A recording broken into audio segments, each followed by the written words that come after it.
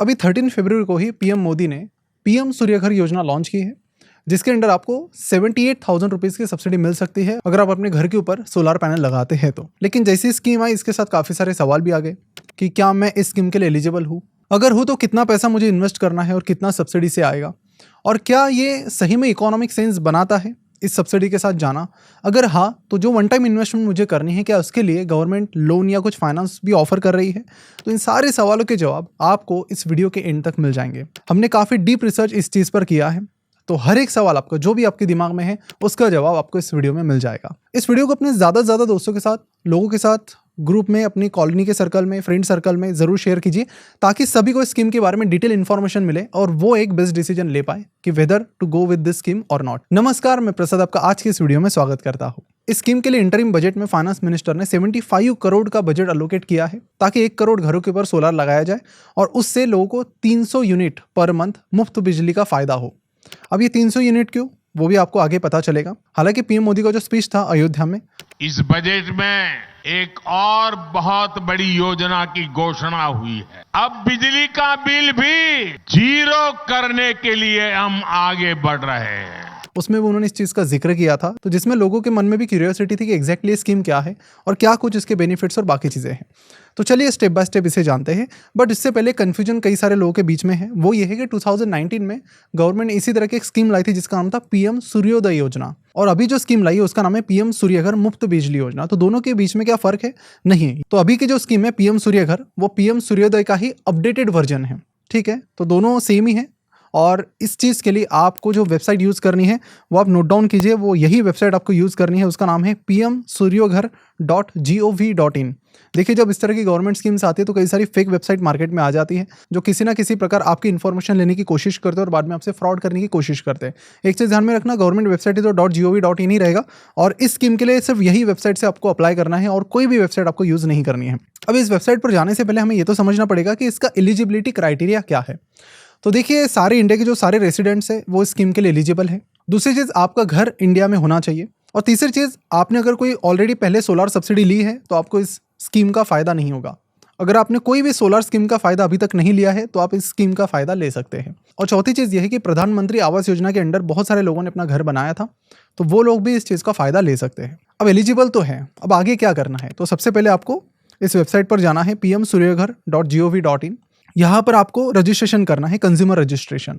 Registration के time आपसे 3-4 चीज़ें पूछी जाएगी, कौन से स्टेट से आप हो, इलेक्ट्रिसिटी डिस्ट्रीब्यूशन कंपनी कौन सी है, आपका इलेक्ट्रिसिटी कंज्यूमर नंबर मांगा जाएगा जो कि आपके इलेक्ट्रिसिटी बिल पर आपको मिलेगा, और आपके कुछ basic details, email ID, mobile number आपको डालना है। उसके बाद आपको एक फॉर्म फिलअप करना है जहाँ पर आपसे पूछा जाएगा कि कौन से टाइप का कनेक्शन है, सिंगल फेज है या फिर 3 फेज है, कैटेगरी, प्लांट, कैपेसिटर, बाकी चीज़ें जो भी आपको इलेक्ट्रिसिटी बिल पर मिल जाएगी। अब ये सारी चीज़ें सबमिट करने के बाद आपको वेट करना है कि जो आपका इलेक्ट्रिसिटी डिस्ट्रीब्यूशन कंपनी यानी डिस्कॉम है वो आपको फिजिबिलिटी अप्रूवल भेजेगी। जैसे आपको अप्रूवल मिल जाता है, आपको सोलर पैनल इंस्टॉल करवाना है। किन से इंस्टॉल करवाना है? उन वेंडर के साथ इंस्टॉल कराना है जो आपके इलेक्ट्रिसिटी डिस्ट्रीब्यूशन कंपनी के साथ रजिस्टर्ड है। तो एक चीज़ आपको मेक श्योर करनी है कि जो भी वेंडर आपको चुनना है उसका रजिस्ट्रेशन डिस्कॉम के साथ यानी इलेक्ट्रिसिटी डिस्ट्रीब्यूशन कंपनी के साथ होना ही होना चाहिए।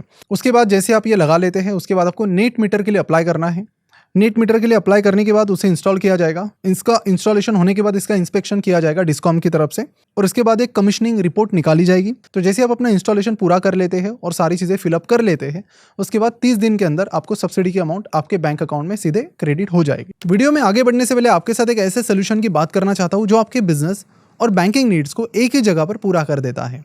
देखिए, बिजनेस चलाने की जब बात आती है तो उसमें कई सारे एंगल्स होते हैं, फैक्टर्स होते हैं, जैसे कि पैसे लेना, पैसे देना, कई बार उधार में चीज़ें देना, और साथ ही बिजनेस बढ़ाने के लिए लोन लेना। लेकिन फिर ये सारी चीज़ें करते करते इतनी ज़्यादा कन्फ्यूजन हो जाती है कि अपना बिजनेस इससे अफेक्ट होने लगता है। और फिर इसी चीज़ का सोल्यूशन लेकर आया है HDFC बैंक, वो भी एक ही जगह पर, HDFC bank smart Vyapar app. ये एक ऐसा ऐप है जहां पर आपको इंस्टेंट सेटलमेंट मिल जाता है UPI ट्रांजैक्शन पर, और इसी ऐप के जरिए आप चेक कर सकते हैं, डाउनलोड कर सकते हैं अपने बिजनेस के सारे ट्रांजैक्शन एक ही जगह पर।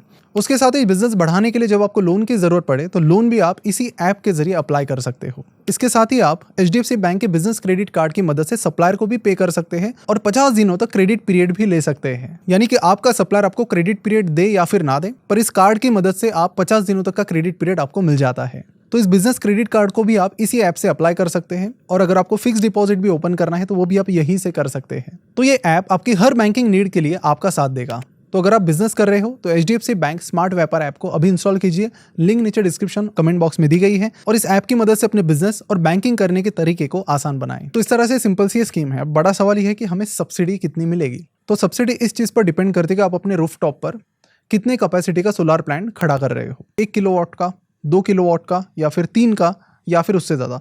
तो यहाँ पर मैक्सिमम कैपेसिटी जो है इस स्कीम के अंदर वो है 10 किलोवाट, उससे ऊपर का आप नहीं लगा सकते। अब 1 किलोवाट में कितना यूनिट जनरेट होता है वो समझ लेते हैं। तो 1 किलोवाट अगर आप लगाते हैं तो मोटा मोटी 120 to 150 यूनिट्स बिजली उससे जनरेट हो जाएगी। ये इस चीज़ पर भी डिपेंड करता है कि मतलब आपका रीजन कौन सा है। अगर आप किसी ऐसे रीजन में रहते हैं जहाँ पर बादल ज़्यादा छाए हुए रहते हैं तो थोड़ी कम जनरेट होगी, लेकिन ऑन एन एवरेज अगर हम बात करें तो 120 to 150 यूनिट्स यहाँ पर इलेक्ट्रिसिटी जनरेट करता है 1 किलोवाट वाला सोलर प्लांट।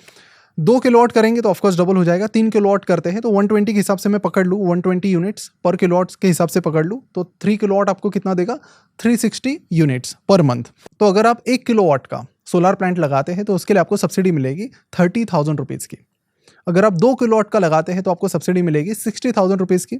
अगर आप 3 किलोवाट का लगाते हैं तो आपको सब्सिडी मिलेगी 78,000 रुपीज़ की। पर यहाँ पर कैच क्या है? कैच ये है कि 78,000 कैप है। अगर आप 4 किलोवाट भी लगाते हैं तो आपको 78,000 की ही सब्सिडी मिलेगी। 5 किलोवाट भी लगाते हैं या 10 भी लगाते हैं तो आपको 78,000 रुपीज़ की ही मैक्सिमम सब्सिडी मिलेगी, उससे ज़्यादा नहीं मिलेगी। तो क्योंकि इस स्कीम का जो गोल है वो ये है कि जो लोअर क्लास है या फिर लोअर मिडिल क्लास के लोग हैं उन्हें ज़्यादा से ज़्यादा इस चीज़ का फ़ायदा हो, क्योंकि उनका इलेक्ट्रिसिटी कंजम्पशन भी कम होता है। तो इस चीज़ से वो अपना 300 यूनिट्स तक की जो चीज़ें हैं, पावर है, वो फ्री में इस्तेमाल कर पाएँ। यही इस स्कीम का गोल है। लेकिन इसके बाद एक बड़ा सवाल आता है कि क्या ये स्कीम सही में अफोर्डेबल है हमारे लिए और इंस्टॉलेशन के लिए कितनी कॉस्ट लगती है। तो ये सारी चीज़ें समझना भी ज़रूरी है। उससे पहले हम ये समझते हैं कि पर यूनिट की कॉस्ट स्टेट वाइज कैसी है। तो अगर हम तमिलनाडु की बात करें, तमिलनाडु में आपकी जो कॉस्ट है यूनिट की वो 2.5 रुपीज़ से 6 रुपीज़ तक चली जाती है। तो जैसे जैसे आप ज़्यादा यूनिट कंज्यूम करेंगे, 100 के ऊपर कंज्यूम करते हो तो ज़्यादा लगती है, 200 के ऊपर कंज्यूम करते हो तो और ज़्यादा लगती है। इस तरह से हर एक स्टेट में किया गया है। अगर मैं उत्तराखंड की बात करूँ तो वहाँ पर 3.2 रुपीज़ पर यूनिट से 6.3 रुपीज़ पर यूनिट तक के चार्जेस आपको पे करने होते हैं। और ये जो इलेक्ट्रिसिटी चार्जेस है ये कंटिन्यूसली बढ़ रहे हैं, तो ये भी एक पॉइंट है इसमें। महाराष्ट्र की बात करूँ तो महाराष्ट्र में अलग अलग डिस्कॉम्स है, यानी इलेक्ट्रिसिटी डिस्ट्रीब्यूशन कंपनीज हैं, और हर किसी के जो टैरिफ्स है वो अलग अलग है। यहाँ पर इंटरेस्टिंग बात है कि जब आप अपने डिटेल्स pmsuryaghar.gov.in पर सबमिट करते हैं तो उसके बाद आपको उनकी तरफ से सजेशन भी आता है कि कितने किलोवाट का सोलर प्लांट आपको लगाना है। तो एग्जैक्टली अगर आपको इस चीज़ के बारे में नहीं पता तो उसका रिकमेंडेशन भी वो लोग देते हैं आपको। अब सवाल ये आता है कि क्या ये सही में इकोनॉमिकल है। चलिए इस पर ध्यान देते हैं। देखिए, अगर आप 1 किलोवाट का सोलर प्लांट लगाते हैं तो रूफटॉप में आपको एरिया लगेगा लगभग 130 स्क्वायर फीट, जिसके लिए टोटल प्रोजेक्ट कॉस्ट आएगी अराउंड 50,000 रुपीज़ और अकॉर्डिंग टू गवर्नमेंट प्रोजेक्शंस, जिसमें आपको सब्सिडी मिलेगी 30,000 रुपीज़ की। 1 किलोवाट के लिए 30,000 की सब्सिडी है। तो आपको जेब से कितने भरने हैं? 20,000 रुपीज़। और वहाँ से इलेक्ट्रिसिटी कितनी जनरेट होगी? Around 120 to 150 units.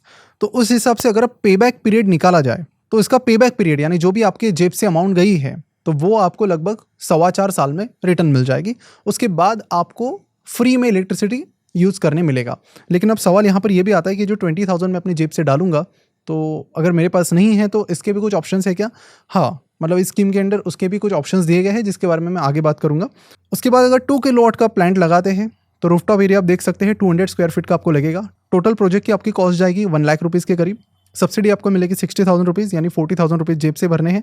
3 किलोवाट का आप लेते हो लगभग 1.5 लाख की कॉस्ट जाएगी। 78,000 की आपको सब्सिडी मिलेगी, बाकी अराउंड 70,000 आपको जेब से भरने पड़ेंगे और लगभग 4.25 साल में आपकी अमाउंट रिकवर हो जाएगी।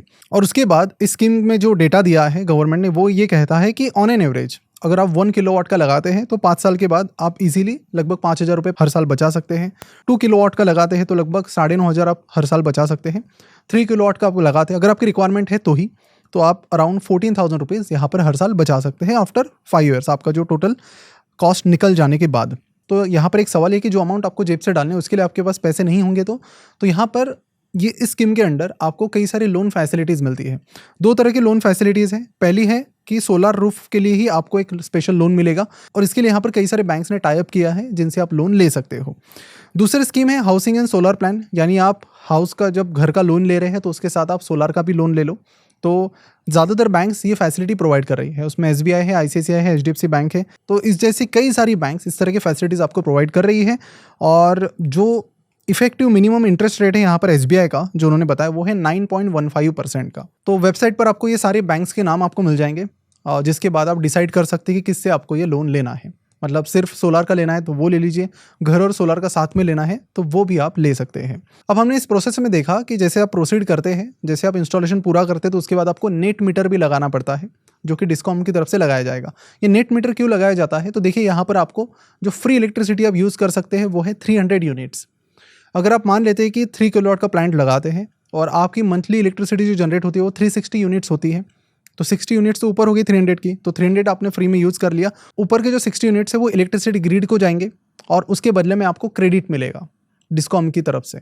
वो क्रेडिट आप फ्यूचर में कभी भी इस्तेमाल कर सकते हैं। जैसे फ्यूचर में कभी आपको डिस्कॉम की तरफ से इलेक्ट्रिसिटी यूज़ करने का काम पड़ा, तो ऐसे में वो अमाउंट वहाँ से माइनस हो जाएगी, उसके लिए आपको अलग से पे नहीं करना पड़ेगा। तो इसलिए यहाँ पर ये नेट मीटर लगाया जाता है, ताकि ऊपर की जो इलेक्ट्रिसिटी जनरेट हो रही है वो सीधा इलेक्ट्रिसिटी ग्रिड के पास चली जाए। तो इस तरह की ये स्कीम है। अगर आपको लगता है कि इकोनॉमिकली आपके लिए सेंस बनाती है तो आप इसके लिए प्रोसेस कर सकते हो, और ज़्यादा से ज़्यादा लोगों के साथ इसे शेयर भी कीजिए, ताकि सभी के पास ये पूरी इन्फॉर्मेशन आए और उसके बेसिस पर वो सही डिसीजन ले पाए। तो यहाँ पर बस एक चीज़ आपको फिगर आउट करनी पड़ेगी कि जो भी सोलर पैनल आप लगाएंगे उसकी मेंटेनेंस कॉस्ट क्या रहेगी। तो अगर ये सारी चीज़ें आपके लिए ज़्यादा सेंस बनाती है तो आप इस स्कीम के लिए जा सकते हैं। वेबसाइट मैंने आपको ऑलरेडी बता दी है। तो जाते जाते अगर आप बिजनेसमैन हो या फिर कोई बिजनेस चला रहे हो तो HDFC bank smart Vyapar app को जरूर चेकआउट करें। And thank you so much HDFC bank smart Vyapar app for sponsoring this video, जिनकी वजह से आज का ये वीडियो पॉसिबल हो पाया है। तो इस ऐप को जरूर चेकआउट कीजिए, लिंक नीचे डिस्क्रिप्शन और कमेंट बॉक्स में दी गई है। मिलते हैं अगले वीडियो में। Thank you so much for watching this video.